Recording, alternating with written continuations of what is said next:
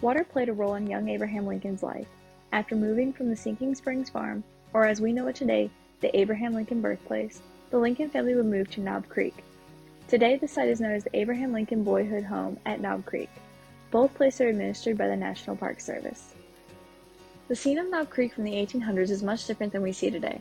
Lincoln wrote about Knob Creek in 1860, saying he remembered when he and his sister Sarah had planted a garden. Abraham said he had planted pumpkin seeds in every other hill and every other row, while Sarah and the others planted the corn.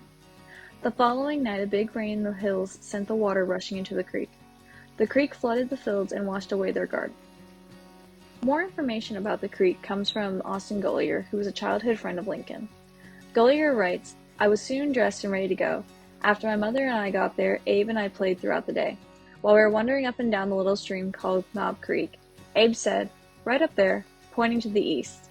'We saw a covey of haridges yesterday. Let's go over and get some of them.' The stream was swollen and too wide for us to jump across. Finally, we saw a narrow footlog and we concluded to try it. It was narrow, but Abe said, 'Let's coon it.' I went first and reached the other side all right. Abe went about halfway across when he got scared and began trembling. I hollered at him, 'Don't look down, nor up, nor sideways, but look right at me and hold tight.' But he fell into the creek, and as the water was about 7 or 8 feet deep, I could not swim, and neither could Abe. I knew it would do no good for me to go in after him.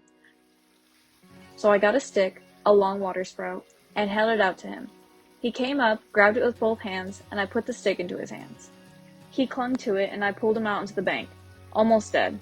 I got him into my arms and shook him well, and then rolled him onto the ground, when the water poured out of his mouth.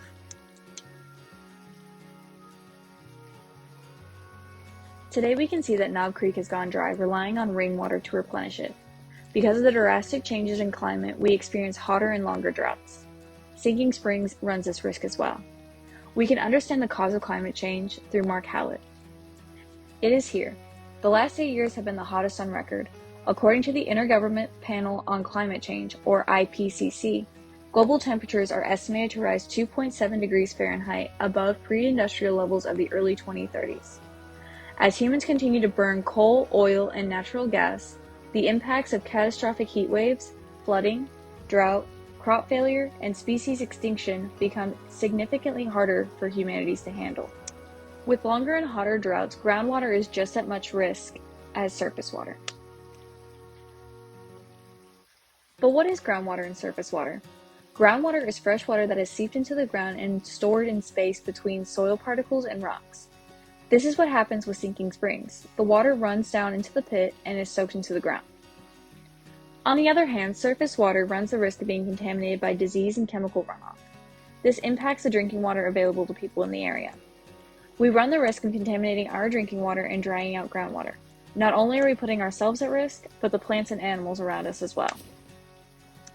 What can be done to protect natural and surface water in Kentucky? Kentucky began its own groundwater protection in 1994 to protect natural drinking wells. This program not only relies on government officials, but people in the areas of groundwater usage and drinking wells to monitor water quality.